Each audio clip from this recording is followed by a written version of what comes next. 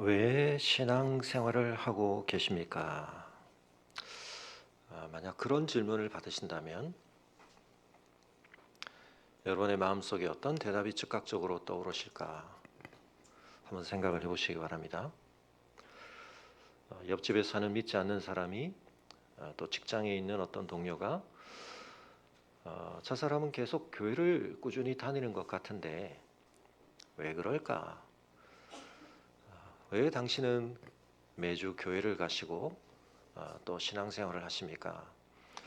그렇게 묻는다면 여러분의 마음속에서 어떤 실제적인 대답이 준비되어 있으십니까? 성경은 우리에게 우리 삶의 주변에서 우리에게 소망의 이유를 묻는 자에게 대답할 것을 온유함으로 항상 준비하고 있어야 한다. 그렇게 말씀하십니다. 그 대답 속에 우리 신앙의 어떤 성숙도가 반영돼 기도하겠거니와 우리의 신앙이 어느 지점에 와 있는가, 또 신앙인으로서 나는 어떤 상태에 있는가 하는 것이 반영되리라고 생각을 합니다.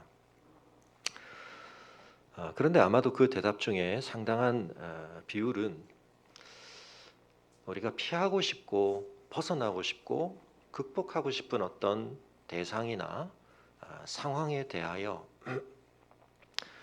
우리의 신앙을 통해서 우리는 답을 얻고 또 새로운 어떤 길을 찾는다, 그렇게 생각하게 될지 모르겠습니다. 그래서 매우 실제적이고 또 중요한 측면인 것이 분명합니다. 그러나 한 가지 우리가 점검해야 할 것은 그것이 우리의 신앙생활의 궁극적인 목표와 가치와 이유가 되기에는 부족함이 있다는 것입니다. 오늘 시편 속에서 우리가 그 점을 중요하게 생각해 보기를 원하는데, 이것은 비단 신앙생활과 관련된 측면뿐만 아니라 우리의 삶의 많은 동기의 측면과도 관련이 됩니다. 우리는 뭔가 피하고 싶고 벗어나고 싶고 또 그것을 극복하기 원하는 어떤 과제, 씨름거리, 또 우리가 그렇게 벗어나기를 원하는 대상이나 상황을 이미 어느 정도 파악하고 있습니다. 그런데 그것, 즉 소극적인 의미에서 우리가 벗어나기를 원하는 것, 회피하기를 원하는 것, 그것에 대한 우리의 관심과 열망이 우리의 존재와 삶을 구성하는 가장 궁극적인 것이 되어버린다면, 우리가 질문을 해볼 때 만약 그 대상, 우리에게 두려움을 주고 우리가 회피하기 원하는 그 모든 것들을 벗어날 수 있게 되었을 때, 그것이 다 극복되었을 때 남는 건 뭐죠?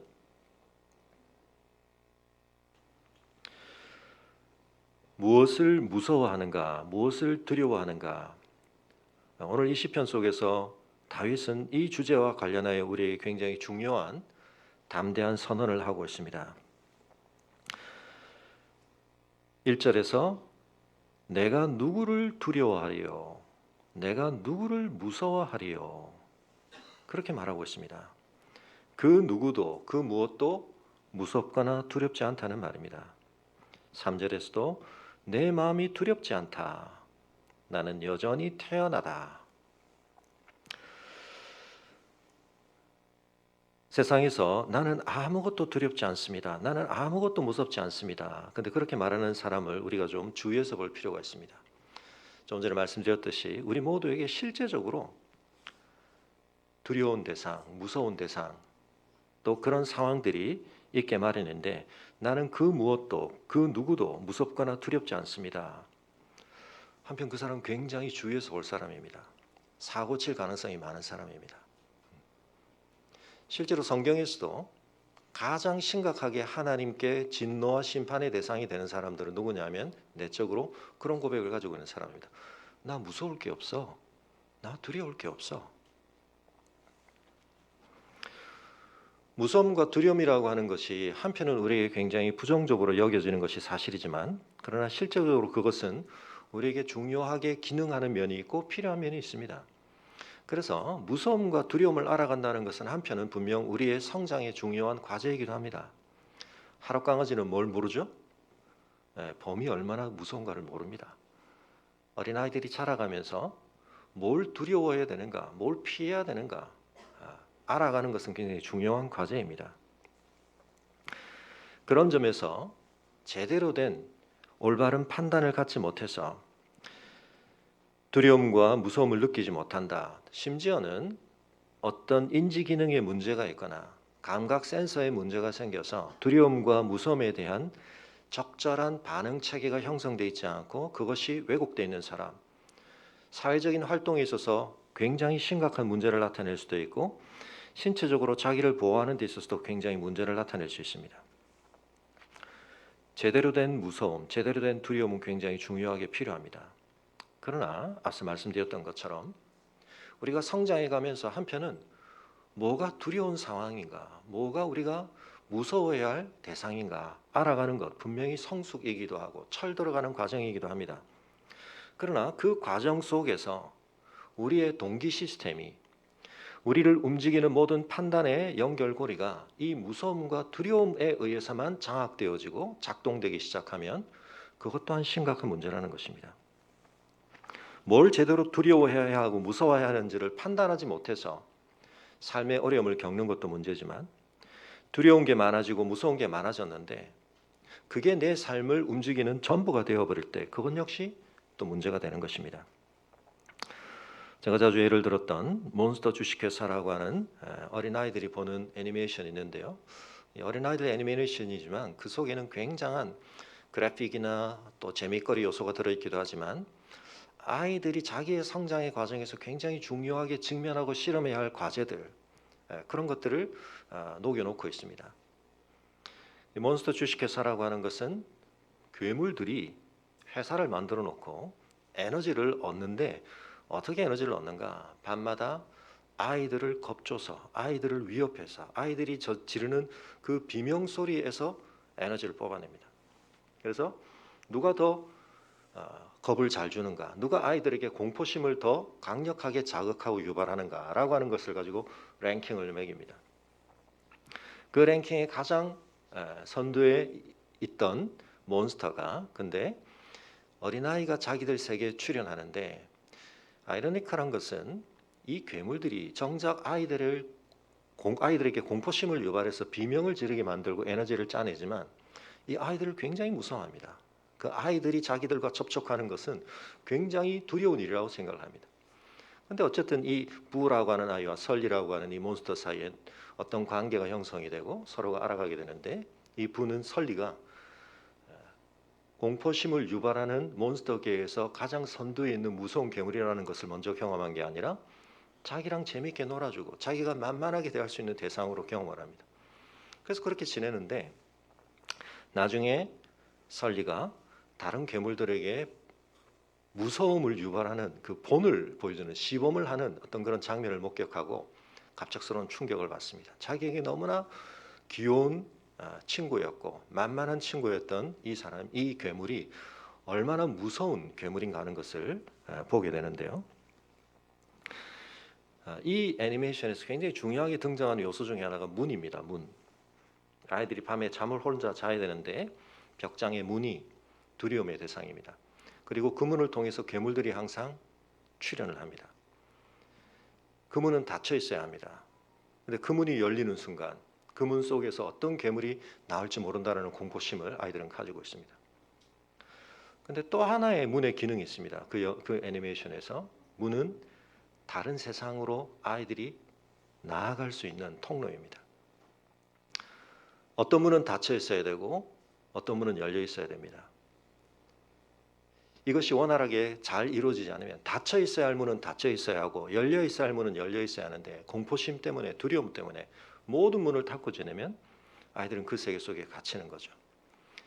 그리고 이 애니메이션이 보여주는 가장 중요한 메시지, 제가 여러 번 강조를 드렸습니다만 중요한 발견이 이루어지게 됩니다. 아이들에게 공포심을 유발해서 두려움을 주어서 그 아이들에게서 빼낼 수 있는 에너지보다 훨씬 강력한 에너지가 있는데 그건 뭐냐면 아이들이 웃을 때 나오는 에너지, 아이들이 긍정적인 그런 상태에서 발휘하는 에너지, 그게 비명을 지르며 공포심으로부터 짜낼 수 있는 에너지보다 훨씬 많다는 것을 보여주게 됩니다.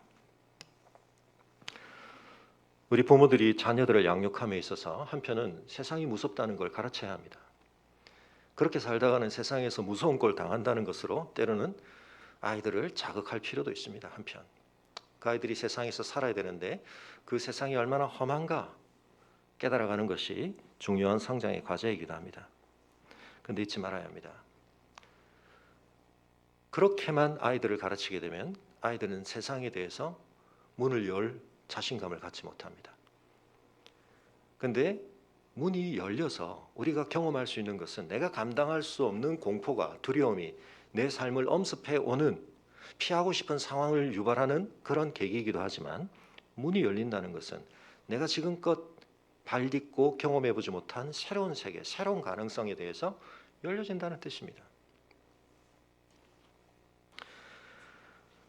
우리는 어른이 되었습니다. 그런데 우리 안에 어떤 상태가 지금 고착되어 있는가? 안타깝게도 많은 사람들이 두려움과 무서움에 의해서 장악당하고 그것에 의해서 구조화된 그런 내적 세계를 가지고 있는 것을 많이 보게 됩니다.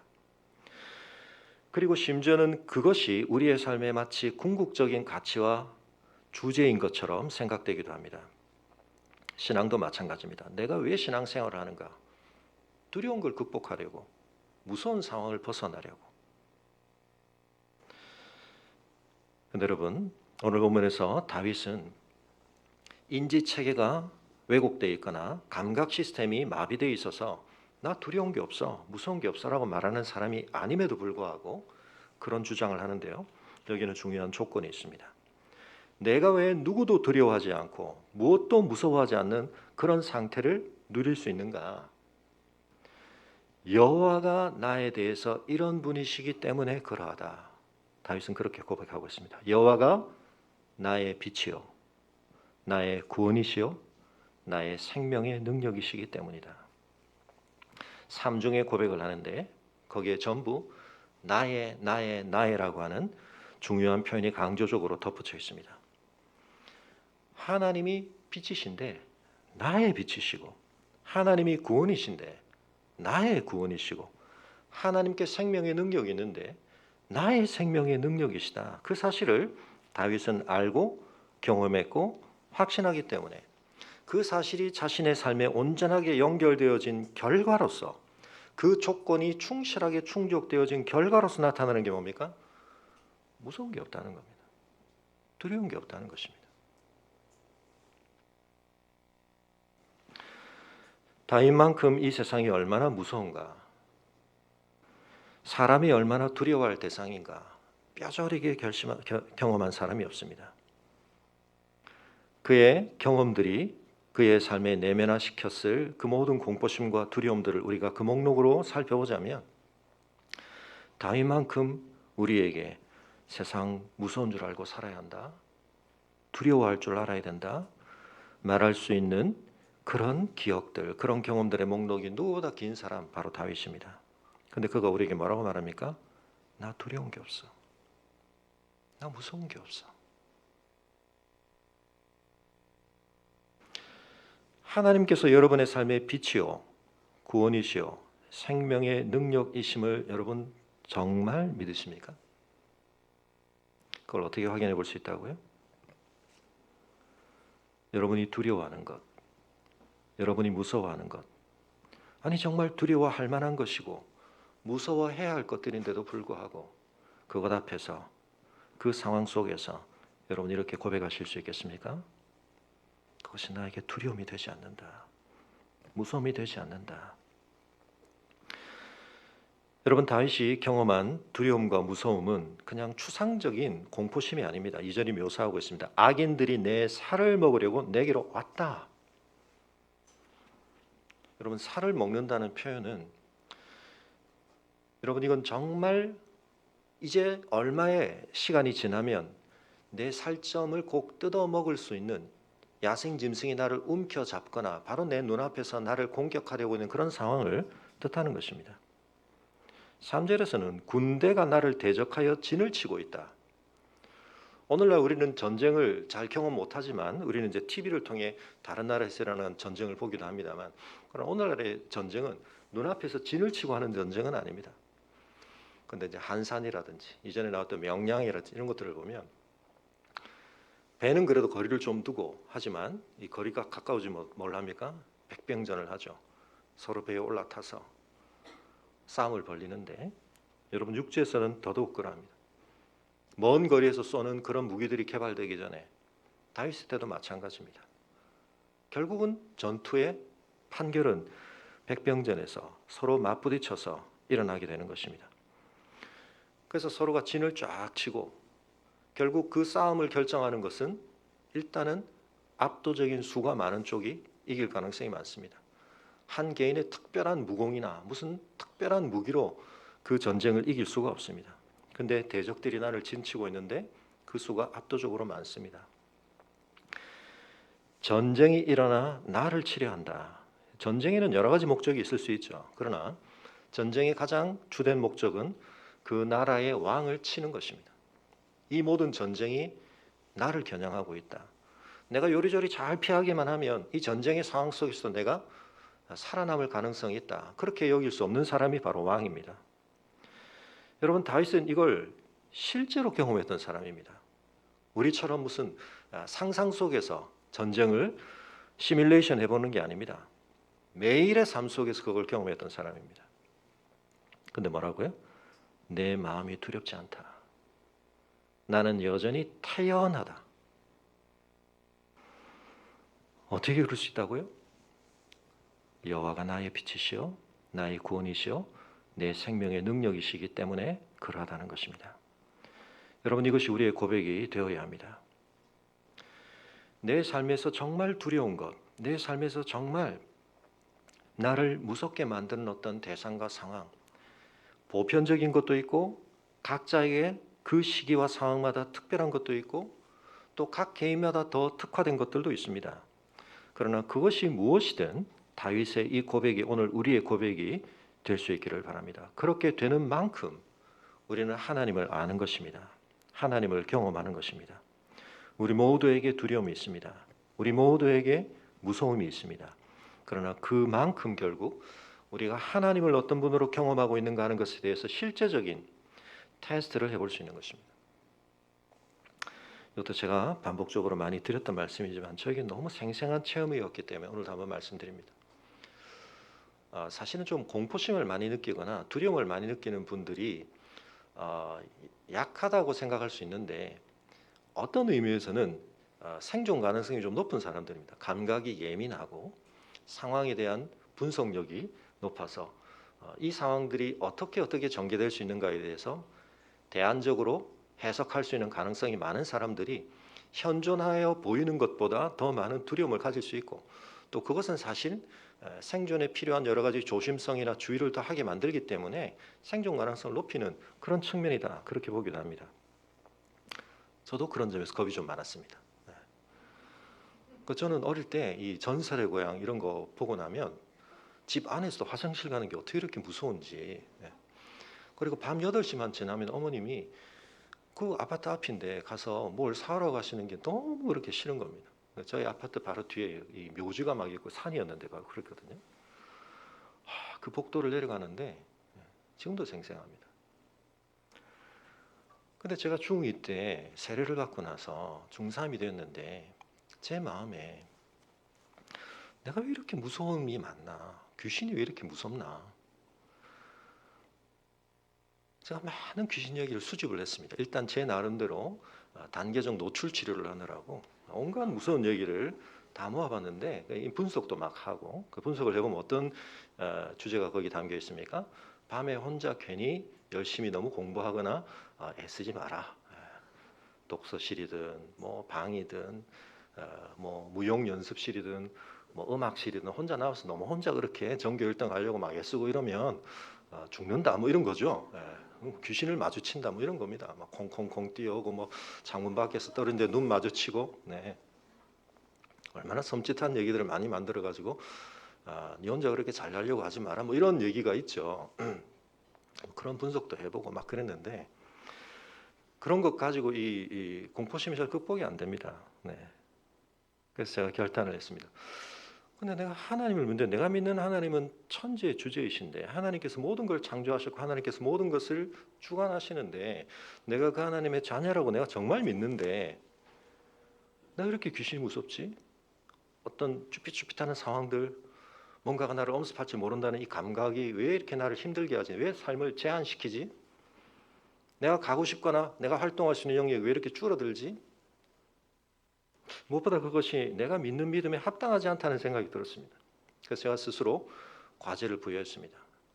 아파트 옥상에 올라가서 기타를 메고 올라가서 혼자 찬양을 하고 내려오자.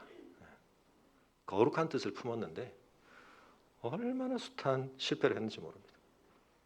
집 앞에 나서다가 복도에서 바람이 부는데 그냥 뛰어 들어오고, 옥상 올라가는 문 열었다가 뛰어 내려오고, 문 열고 들어갔는데 문이 쾅 닫힌 소리를 곧 확 뛰어 내려오고, 숱한 반복을 했습니다. 자괴감에 빠지기도 하고, 그리고는 어느 날 그 옥상에서 버티고 서서 찬양을 했는데 놀라운 변화가 일어났습니다. 눈물이 흐르고 하나님 앞에서 제가 감격하며 찬양을 딱 하고 났는데 그 뒤로 제 인생에 겁이 없어졌습니다.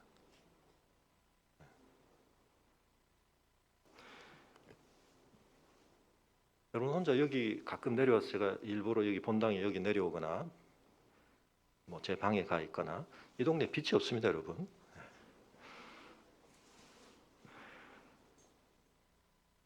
근데 명확한 것 한 가지는, 하나님께서 그날 저에게 주신 그 평안 가운데 놀라운 어떤 신체적인 변화를 아마 수반하는 새로운 세팅이 이루어진 것 같아요.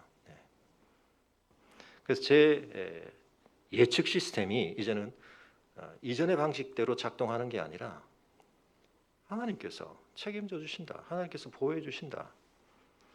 설령 귀신이라고 하는 것이 정말 전설의 고향에 나오는 것처럼 그렇게 매우 나의 공포심을 유발하는 데 특화된 그런 모습으로 나타난다 할지라도 걔가 나를 어떻게 하겠나, 그런 생각. 물론 우리가 두려워해야 할 것은 그렇게 특수분장으로 나타나는 무서움이 아니라 훨씬 교묘하고 훨씬 더 다른 차원으로 우리의 약함을 공격하는 그런 무서움들에 대해서 우리가 경각심을 가져야 합니다만,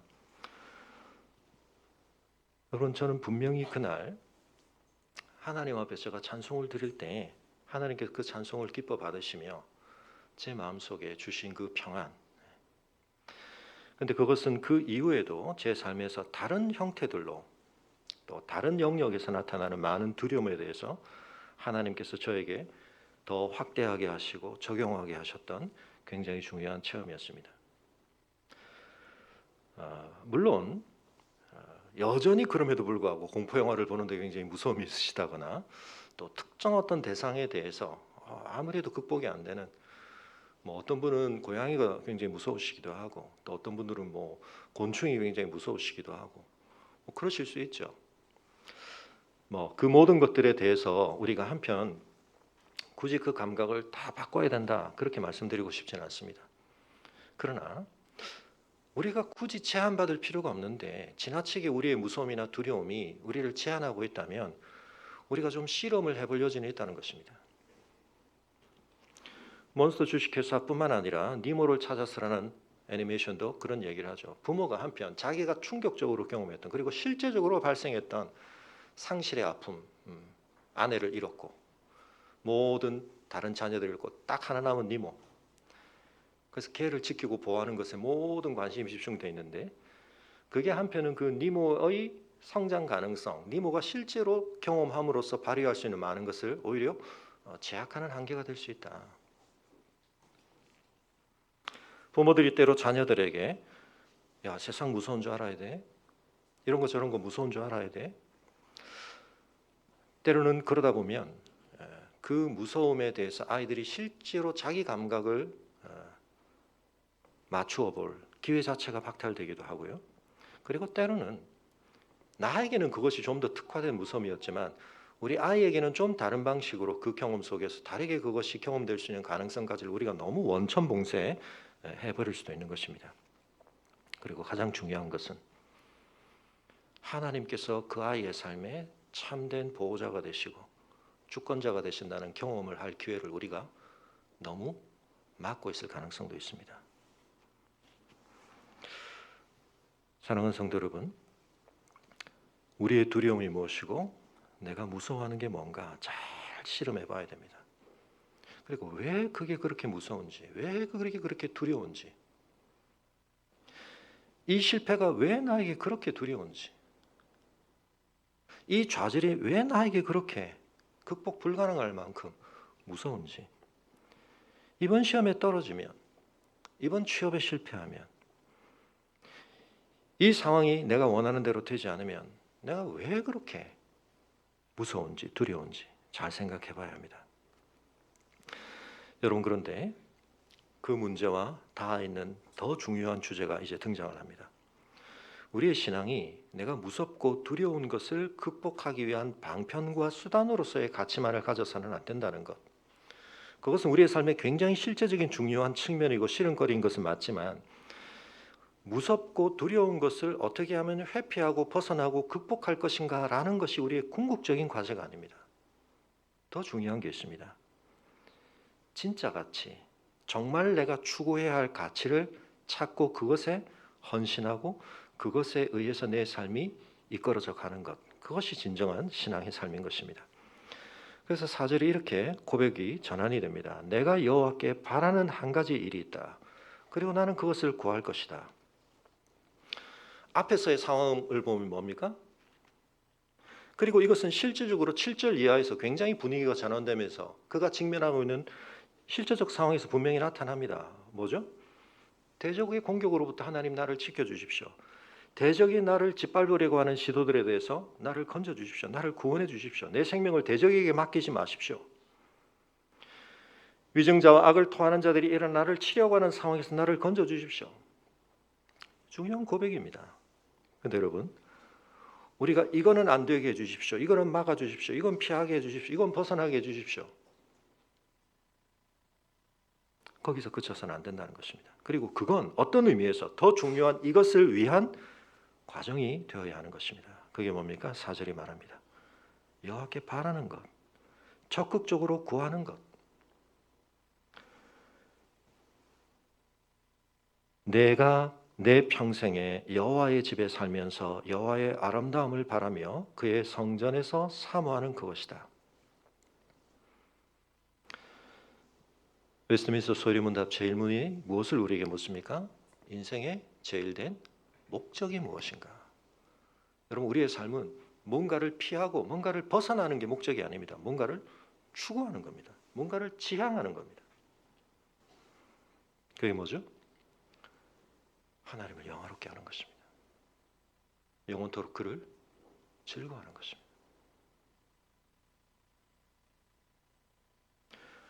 뭘 피하고 뭘 벗어나고 했는데 어디로 가는가? 내가 두려운 것 피하고 무서운 것 벗어나고 그게 중요한 게 아니고, 내가 가야 할 길을 가면 그 속에서 오히려 그 일들이 일어나는 것입니다. 여러분, 그런 점에 있어서 이것이 다윗의 마음속에 있었던 오직 한 가지, 유일하게 내가 바랄 만한 한 가지, 하나님 앞에 내가 구하라고 하신다면 구하고 싶은 한 가지, 여기에 대해서 여러분 얼마나 동의가 되십니까? 내 평생에 여호와의 집에 살고 싶습니다. 여호와의 아름다움을 바라보고 싶습니다. 그의 성전에서 사모하는 것. 여기서는 사모한다고 표현되어 있는데 영적 성장을 얘기하는 겁니다. 하나님을 더 알아가는 것을 얘기하는 것입니다. 하나님과 함께하는 것, 하나님의 아름다움을 바라보는 것, 하나님을 더 알아가는 것.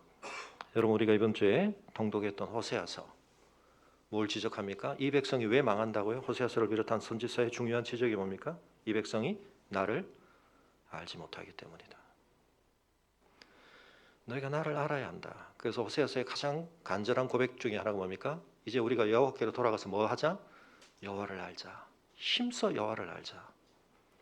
하나님께서 그들에게 새롭게 장가드시겠다. 계속해서 하나님이 참 남편이신데도 불구하고 이방에게로, 우상에게로, 연애하는 자들에게 찾아가면서, 또 에스겔서는 그렇게 말합니다만, 그런 음란한 짓에서 돈을 받는 게 아니라, 대가를 받는 게 아니라 돈을 지불하면서까지 그런 음란한 짓을 하고 남편을 떠나는 그 아내를 하나님이 도로 찾아오셔서 내가 너에게 정직과 공평함과 공의로 장가들, 그걸 지참금 삼아 내가 너에게 다시 장가들겠다. 나랑 결혼하자.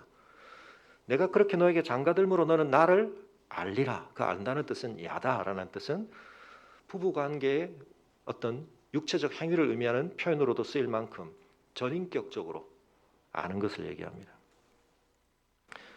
여러분, 그것이 우리의 삶의 목적이 되어야 한다. 웨스트민스터 신앙 고백서가 우리 그것을 가르칩니다. 근데 문제는 내가 정말 하나님 때문에 내 실제적 두려움과 무서움을 극복하는 것처럼 이 이상적으로 보이는 고백이 실제적인 내 삶에서 작동하는 동기가 되고 있는가, 그걸 질문해 봐야 한다는 것입니다. 하나님이 내 빛이시오 구원이시오 내 생명의 능력이시지만 나는 여전히 딴 게 두렵습니다. 무섭습니다. 마찬가지로 내가 진짜 바라는 것은 다윗이 고백하는 이 사절의 내용들이 아닙니다. 여러분, 여호와의 집이라고 말하는 이것은 지금 지어진 성전이 아니죠. 그건 솔로몬 때 지어지니까. 이거 뭡니까? 이동용 텐트입니다. 번듯한 웅장한 건물이 아닙니다. 때로 다윗이 그걸 볼 때 너무 그게 볼품 없어서 마음이 안쓰러울 정도로 그런 구조물입니다. 이동용 천막입니다. 여러분, 그게 왜 살만한 집입니까? 거기에 하나님의 임재가 있기 때문에.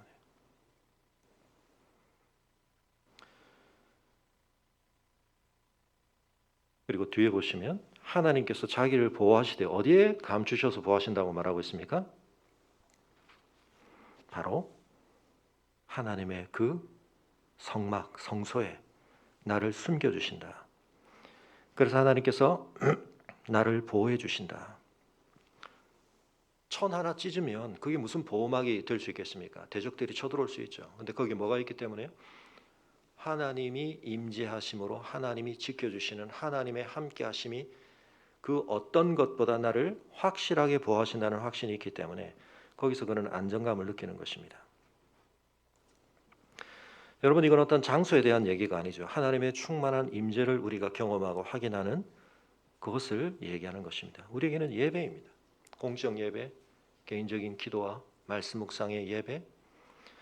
여러분, 그 예배가 여러분의 삶의 진정한 갈망의 주제가 되고 있습니까? 우리에게 많은 욕구가 있고 또 우리가 많은 만족을 느끼는 것들이 있습니다. 때로는 우리가 무서운 걸 극복하는 것도 하나의 만족이죠. 그래서 아이들이 노는 놀이 중에는 이 무섭다는 건 우리에게 이제 긴장을 유발하는데 그 긴장이 해소될 때, 이완될 때 우리에게 약간의 그 어떤 만족이 있습니다. 그래서 애들이 뭐 깍꿍 놀이를 한다든지 살짝의 긴장이 유발됐다가 그게 해소될 때 이제 즐거움을 느끼거든요. 그래서 우리가 무서움이나 두려움을 느꼈다가 그것이 극복될 때 즐거움을 느끼기도 합니다만, 그러나 여러분, 그보다 훨씬 더 적극적인 즐거움을 우리가 추구해야 됩니다. 이 세상에서 우리가 다양한 종류의 이러저러한 즐거움을 느끼지만 사절에는 이 즐거움을 우리가 알아가는 것이 굉장히 중요합니다. 그 중에 제일 중요한 가치, 여러분, 사절에 여호와의 아름다움. 하나님이 어떤 외양을 가지고 계시다고 우리가 생각해서는 안 되기 때문에 이것은 하나님의 외적인 어떤 형태를 얘기하는 게 아니죠. 하나님의 내적 상태에 대한 가치를 의미하는 것입니다. 여러분, 하나님의 아름다움을 아십니까? 하나님의 아름다움을 안다는 것은 어떤 의미에서는 그것이 가장 1차적으로 적용될 수 있는 사람 안에 있는 아름다움을 내가 어떻게 느끼는가 하고도 긴밀히 연결이 됩니다. 오늘 우리 시대에 이 아름다움, 외모의 아름다움이 좀 도를 넘어서 있죠. 외모를 바꾸는데 헐리우드 유명 연예인 뭐 몇십억을 썼다. 근데 쓸만했다. 뭐 이러면서 사진 올라오고, 데미 무어, 지난 뭐 주에 보니까 그런 사진이 뜨던데요. 전신 성형을 뭐 돈을 천문학적인 돈을 쏟아부어서 그런데 할만했다. 요즘 젊은 사람들 속에 바디 프로필을 찍는 게 굉장히 유행입니다. 물론 그 목표를 위해서라도 자기 건강을 잘 관리하고 가꾸는 거 뭐 한편 좋지만 좀 극단적인 시도들을 하면서 심지어는 그러면서 부상을 입기도 하고 어떤 면에서 더 중요한 건강의 손상을 경험하면서까지 내 인생에 한번 그런 바디 프로필 남겨보고 싶다. 근데 여러분, 그때 누구를 예상하는 겁니까? 그걸 보면서 오화해줄 다른 사람들의 시선을 의식하는 거죠. 근데 우리가 정말 더 중요한 아름다움을 보고 있는가? 옷을 입을 때도 그렇고요. 성경 우리에게 뭐라고 말합니까? 베드로전서 3장에서 잠깐 찾아볼까요? 베드로전서 3장. 성경을 좀 찾아주시죠. 3절, 4절 같이 읽습니다. 시작. 띄워졌나요?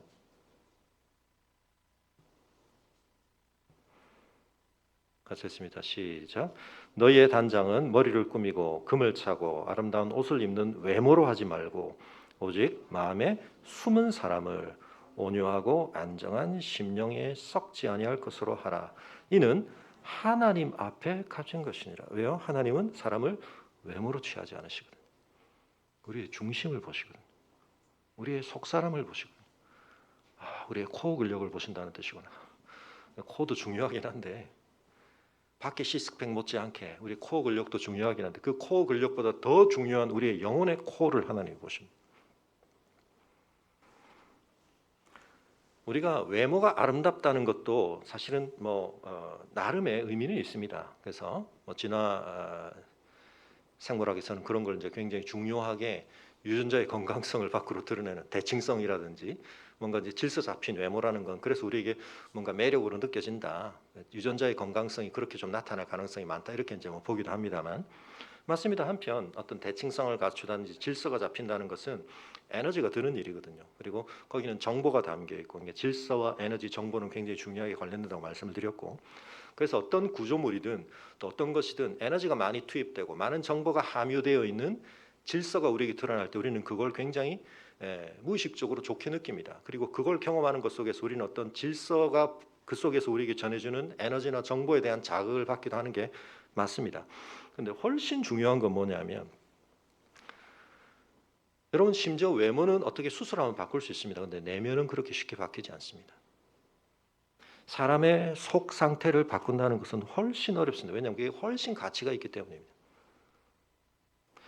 그리고 여러분 그게 온전하냐 망가져 있느냐 우리의 삶에 굉장히 심각한 문제를 영향을 끼칩니다. 우리가 외모가 아름다운 사람하고 좀 가까이 대하고 싶고 그 사람을 만나면 기분 좋은 거하고 비교할 수 없이 이 숨은 속사람이 잘 드러나지 않지만 이 속사람이 온전하고 성숙하고 건강한 사람을 만나는 것 요즘 이제 그게 우리에게 어느 정도 인정이 되고 있죠. 그래서 여러분 심리 상담사나 정신과 의사 만나서 상담할 때 돈 내야 됩니다. 왜요? 그 사람이 뭔가 인간의 내면 세계에 대해서 좀 더 질서 잘 잡힌 통계학적으로지만 좀 더 잘 균형이 있고 우리가 지향해야 될 상태에 대한 기준을 알고 있고 또 그런 상태를 우리에게 판단도 해주고 이끌어줄 수 있다고 생각하기 때문인데요. 속사람이 무너져 있고 왜곡되어 있고 일그러져 있는 사람을 만나면 너무 힘듭니다. 근데 여러분 질서가 잘 잡힌 사람이라는 것은 우리가 만나면 오히려 그 사람으로부터 에너지나 정보를 더 편안하게 받아들일 수 있고 내가 그 사람 앞에서 나 아닌 어떤 사람이 되어야 할 요구를 받기보다는 나를 제대로 드러낼 수도 있고 나를 제대로 발견할 수도 있고 나를 제대로 더 온전하게 만드는 그런 형성의 기회를 가질 수 있는 거거든요. 그래서 우리가 더 성숙한 사람, 온전한 사람 만나면 도움을 받는 겁니다. 근데 내면에 문제가 있는 사람을 만나면 우리가 에너지를 써야 됩니다. 만나고 나면 힘듭니다. 여러분 세상에서 만나본 사람 중에 그런 면에서 가장 아름다운 사람은 누굽니까? 예수님입니다. 예수님. 우리가 그런 사람을 만나고 싶어져야 됩니다. 내 내면 세계에 대해 관심이 있으면 내 속사람에 대해 관심이 있으면 여러분 우리가 돈을 그렇게 쏟아서 전신성형할 게 아니라 우리 내면을 계속 그리스도 닮도록 만들어야 되죠.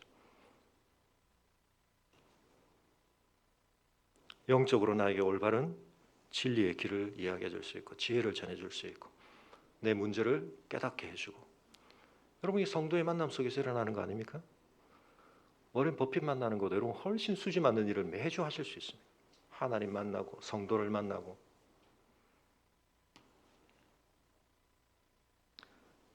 여러분 아름다운 사람 만나고 싶어지는 게 당연한 겁니다. 근데 그 아름다움의 기준을 어디에 두고 있느냐? 외모가 아름다운 사람을 만나고는 그렇게 싶어요. 연예인 만나고 싶어하고 잘생긴 배우 만나고 싶어하고 근데 우리가 속사람이 아름다운 사람을 만나는 것에 대한 열망이 그렇게 깊지 않습니다.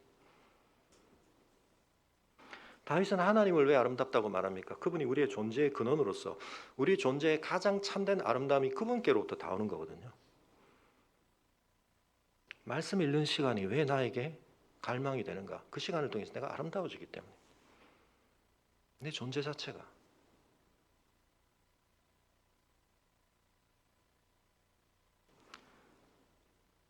그래서 결혼 상대를 만날 때 외모나 다른 조건이 아름다워 보이는 사람이 아니라 뭐요? 영혼이 아름다운 사람. 하나님 앞에 그 영혼이 온전하고 충실하고 참되고 충만한 사람. 거기에 매력을 느끼고.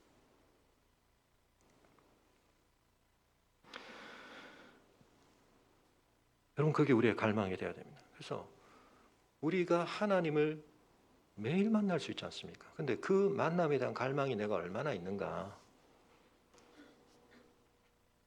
우리 푸른들 친구들, 좋아하는 연예인 예배 자리에 오면 만날 수 있다. 예배 빠지겠습니까? 내가 제일 좋아하는 연예인이 우리 교회 출석하면서 맨날 예배를 여기서 드린다. 그 옆자리에 앉으려고 그럴 걸요 아마. 근데 여러분, 예수님 만나는 것은 왜 우리가 그렇게 열망하지 않습니까?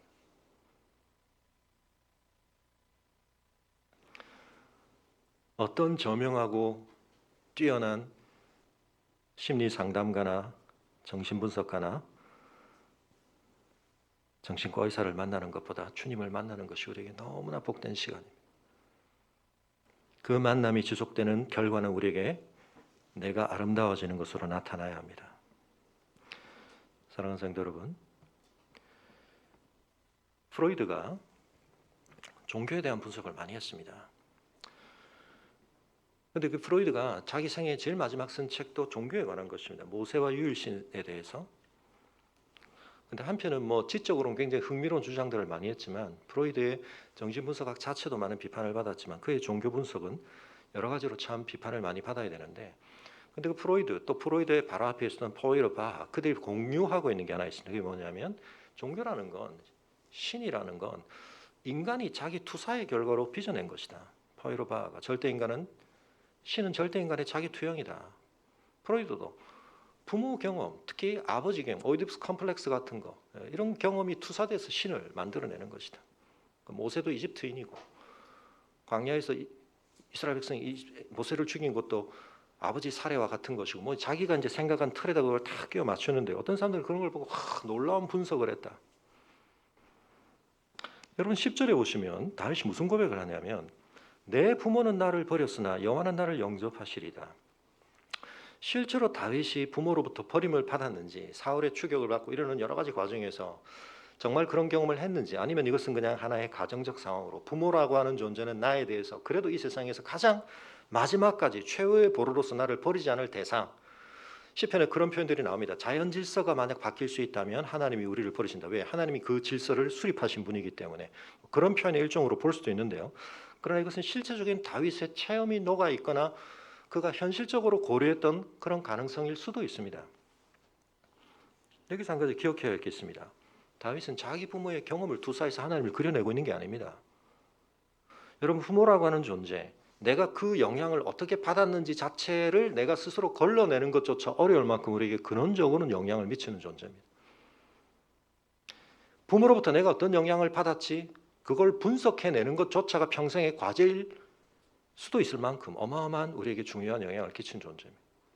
왜냐하면 하나님께서 그런 방식으로 부모가 우리에게 영향을 주도록 하셨기 때문이에요. 이번 주 제5계명에 대해서 제가 그런 말씀을 드렸는데 기독교 강요에서 여러분 이거 굉장히 중요한 하나님의 채널입니다. 그래서 하나님이 닮게 하십니다. 김동인의 소설에 발가락이 닮았다. 제가 놀라운 발견을 했습니다. 제가 누구라고 말은 하지 저희 집에 있는 딸 둘 중에 하나가 어느 날 갑자기 자기의 신체의 일부 한쪽 발에 한쪽 새끼 발가락의 모양이 좀 이상해요. 저랑 닮은 거예요. 네. 내 딸이구나. 네. 여러분 발가락이 닮습니다. 저도 이 새끼 발가락 왼쪽 발가락에 비해서 좀 작지? 좀 특이하다? 갑자기 우리 딸이 그걸 가지고 고민을 하고 있는 거예요. 미안하다. 아빠를 닮아서 그렇다. 여러분 근데 신체가 닮고 유전자를 통해서 전수되는 것 못지않게 양육의 과정에서 그 부모의 어떠함은 우리 자녀들에게 어마어마하게 영향을 주게 되는데, 때로는 그 부모에게서 내가 정말 닮고 싶지 않고 받고 싶지 않았던 영향에 대한 저항감 때문에 내 안에 얽혀 들어온 것까지를 다 걸러내려면 여러분 이건 평생을 해도 안 되는 일입니다. 그런데 다윗이 무슨 고백을 하는 거 하니까 그 부모의 영향관계가 무엇에 의해서 오히려 극복된다고요? 하나님에 의해서. 여러분 저는 이런 사례를 많이 봅니다. 인간학적으로 생각하면, 심리학적으로 생각하면, 정서발달적으로 생각하면 그 부모로부터 받았던 영향, 그 부모가 끼쳤던 본, 자녀의 삶에서 길이 딱 정해져 보입니다. 근데 그 길을 벗어납니다. 왜요? 하나님이 내 영의 아버지시로서 그 부모가 그어준 한계를 벗어납니다. 그런 점에서 부모 여러분, 자녀에게 참 좋은 부모가 되려가지만 늘 한계를 느끼는 부모 여러분, 위로를 받으시기 바랍니다. 우리가 참 자녀들에게 많은 영향을 끼치지만 하나님께서 그 자녀의 인생의 참 주가 되심을 우리가 분명하게 확인시켜 줄 때, 여러분 내가 준 것을 자원 삼아 살기도 하지만 하나님께서 그 인생을 책임져 주시는 은혜 가운데 우리 자녀들이 살 것에 대해서 부모들이 한편은 믿음의 고백을 가지고 좀 자유도 하시고, 또 한편은 우리가 너무 과도한 역할을 하려고 하지 않는 그런 우리가 청지기의 상태도 경험을 해야 되는데요. 여호와는 나를 영접하시리다. 부모 경험이 나의 근원적 SOP, Significant Other Person이, 나의 양육 환경에 있었던 중요한 절대적 타자들이 나에게 끼친 영향이 투사돼서 하나님이 되는 게 아니고 하나님의 어떠하심이 그것들을 바꿀 수 있습니다. 그럴 만큼 하나님이 근원적으로 자신의 하나님 되심을 지금 다윗이 고백하고 있는 것입니다. 사랑하는 성도 여러분, 우리가 때로는 하나님이 지으신 이 창조 세계 속에 있는 장관을 바라보면서 또 그 인간을 통해서 하나님이 발휘케 하신 놀라운 능력들이 실현되어진 놀라운 작품들을 보면서, 음악을 들으면서, 미술을 보면서도 우리가 아름다움을 느끼는데 하나님 자신을 우리가 바라보며 아름다움을 느끼는가? 그리고 그 하나님을 더 알아가고자 하는 열망이 내 안에 있는가? 그 하나님의 더 깊은 임재 속에 들어가는 것이 내 삶의 참된 기쁨과 만족이 되는가? 여러분 그것을 우리가 돌아볼 수 있기를 바랍니다. 환난 날에 나를 그의 초막 속에 비밀히 지키시고 그의 장막 은밀한 곳에 나를 숨기시고 결국은 높은 바위에 나를 두시리로다. 왜요?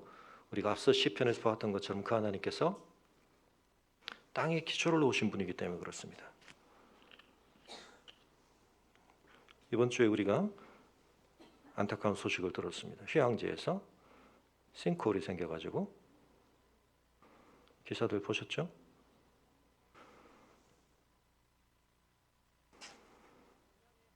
소리는 틀지 않겠습니다만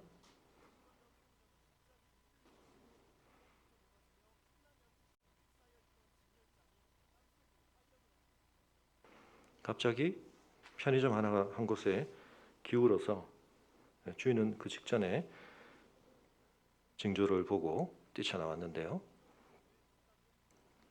양양에서 일어났던 일이죠.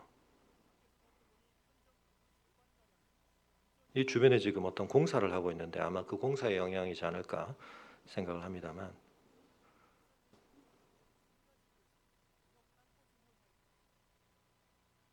여러분 그런데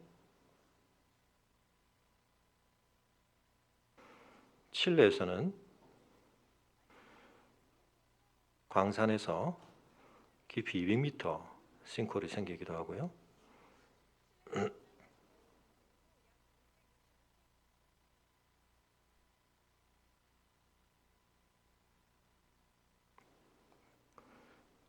곳곳에서 요즘 싱크홀에 관한 얘기들이 많이 들려오고 있습니다.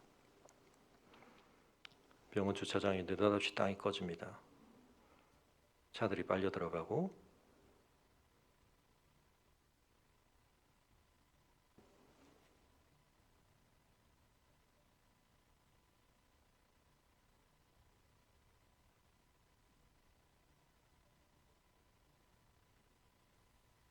엄청난 깊이로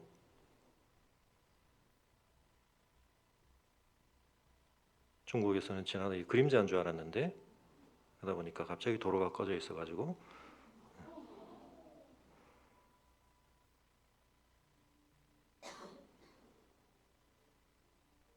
곳곳에서 엄청난 크기로 이게 끝인 줄 알았는데 옆에 가서 사진 찍다가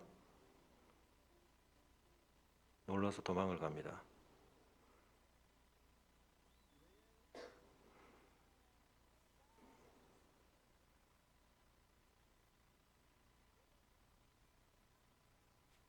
이렇게 커져버렸습니다. 지금 지구촌 곳곳에서 이런 싱크홀 현상들이 계속 보고가 되고 있는데요. 지진도 그렇습니다만 이 땅이 흔들리거나 땅이 꺼진다는 경우에 왜 우리에게 충격적이냐면 우리는 그건 디폴트 값으로 그건 모든 것이 그 위에 놓일 수 있는 토대라고 우리가 너무나 당연히 전제하기 때문인데 그게 흔들릴 수 있다, 그게 꺼지는 걸 한번 경험하게 되면 여러분 우리가 근원적인 어떤 그 토대가 흔들리는 거죠. 근데 여러분 땅조차 사실은 우리의 삶의 모든 것의 마지막 보루는 아닙니다. 진짜 우리가 믿어야 할 건 뭡니까? 땅 그 자체의 경고함이 아니라 땅을 그런 기초 삼으시고 물로부터 땅을 경계 지으시고 우리의 삶의 토대를 만드신 하나님을 믿을 때 우리의 삶이 진짜 안정되는 것이죠.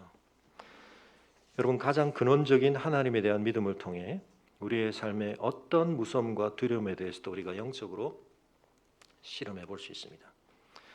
그러나 더 중요한 것은 우리가 그 무서움과 두려움을 벗어나는 것이 내 삶의 궁극적인 목적이 아니라 그런 점에서 보면 다윗의 인생은 그 과제가 평생도록 계속된 삶을 살았습니다.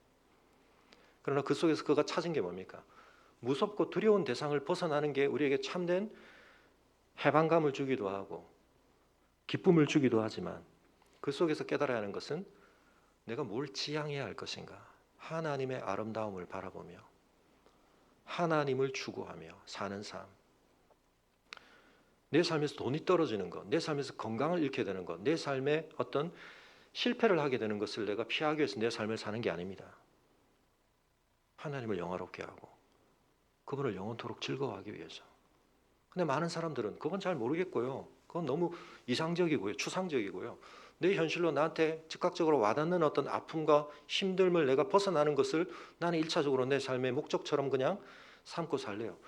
여러분 그렇게 살고 나면 다 살고 났을 때 뭐가 남는지 아십니까? 공허합니다. 내가 뭘 위해 살았지? 그때는 이거 피하려고 살고 그때는 저거 벗어나려고 살고 다 하고 났더니 내가 어디 있습니까? 내가 가야 할 곳에 있는 게 아닙니다.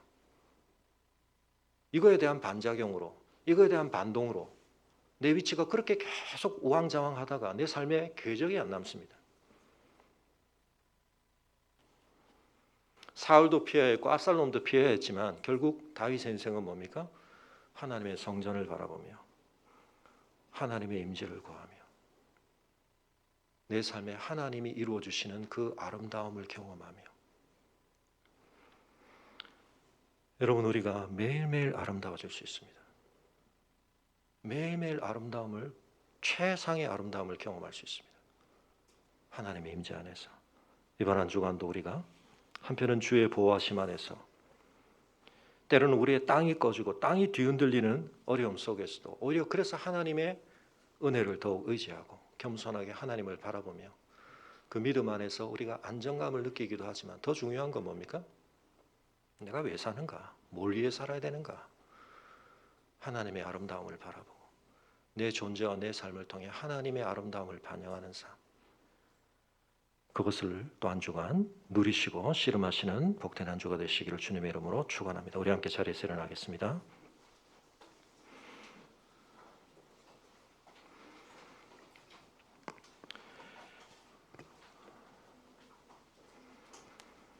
우리가 하나님을 예배할 때, 우리가 하나님만을 바라볼 때 우리가 다른 어떤 수단이나 우리의 자원이나 방법으로 극복할 수 없는, 극복했다고 생각했는데 또다시 우리에게 엄습해오는,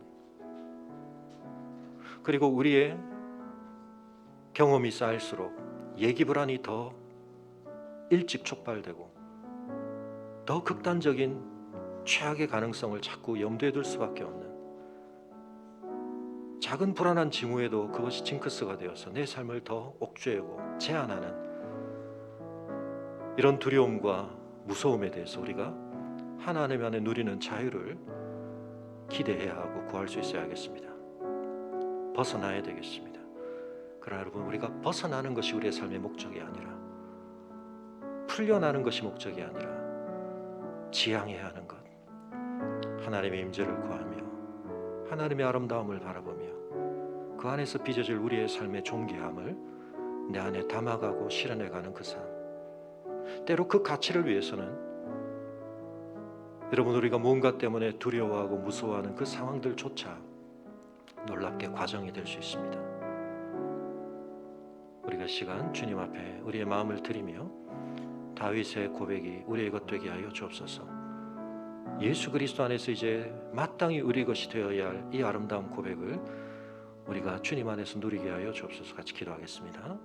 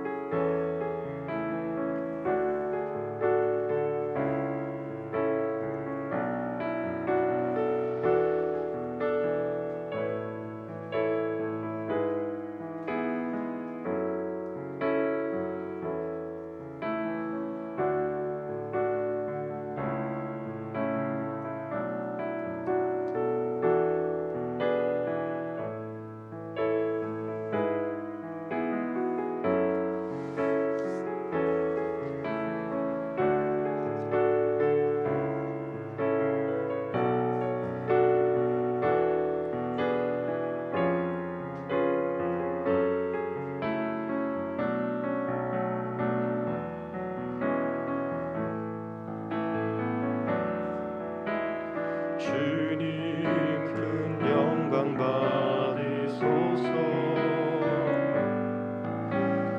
홀로 찬양 받으소서. 모든 이름 위에 뛰어난 그 이름, 온 땅과 하늘이 다 찬양해. 겸손하게 우리 무릎 꿇고 주 이름 앞에 영광 돌리세. 모두 절하세. 독생자의 예수 주님께 찬양 드리리. 모든 영광과 존귀와 능력 받으소서. 받으소서. 영광과 존귀와 능력 받으소서.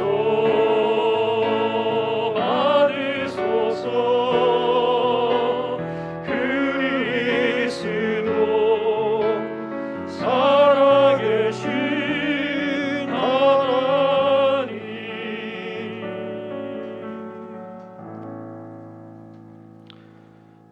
아버지 하나님, 저희의 삶에 참 많은 두려움이 있고 저희를 무섭게 하는 많은 대상과 상황들이 있는 것을 고백합니다. 주님, 저희가 그 두려움과 무서움에 사로잡혀 그것들이 우리의 삶의 경로를 설정하고 우리의 모습들을 모양짓지 않도록 나의 빛이 되시며 구원이 되시며 생명의 힘과 능력 되신 하나님을 의지하는 우리의 믿음이 내가 무엇을 무서워하리, 내가 누구를 두려워하리 담대케 하시는 은혜로 체험되게 하여 주시옵소서. 그러나 아버지 하나님, 저희가 그저 무서운 것을 피하고 두려운 것을 벗어나는 것으로 우리의 삶을 살 수 없고 하나님의 성전을 바라보며 하나님의 임재를 구하며 하나님 안에서 맛보는 아름다움, 하나님 안에서 빚어지는 그 우리의 존재와 삶의 아름다움을 갈망하며 살 수 있도록 우리가 맛보고 경험해본 어떤 아름다움보다 더 가치 있는 하나님의 아름다우심을 보게 하시고 예수 그리스도의 그 아름다우심에 매료되게 하시고 푹 빠지게 하시고 그 아름다움 속에서 우리도 아름답게 빚어지는 삶의 이 놀라운 가치와 향기를 깊이 머금는 저희들이 되게 하여 주시옵소서. 또 한 주간에 전쟁터로 갑니다. 우리의 대적들이 우리의 살을 먹으려 하고 에스라서에서 보았던 사마리아 사람들의 그 간교하고도 집요한 공격처럼 하나님의 성전을 지으려고 하는, 하나님의 성전 되려고 하는 우리의 삶을 끊임없이 회방하고 총체적으로 그것에 대해서 공격해오는 수많은 영적 시름들 속에서 이 한 주간 우리들이 승리할 수 있도록 주님 함께해 주시옵소서. 이제는 우리 주 예수 그리스도의 은혜와 우리 아버지 하나님의 그 크신 사랑과 성령의 감화감동 교통하심이 오직 한 가지 바라고 구할 것, 다윗의 심령 속에 있었던 그 열망, 나의 것 삼으며 또 한 주간의 삶 가운데 주 안에서 담대한 씨름을 감당하기로 결단하며 기도하는 성도들의 걸음 위에 지금부터 영원토록 함께 하시기를 간절히 축원하옵나이다. 아멘.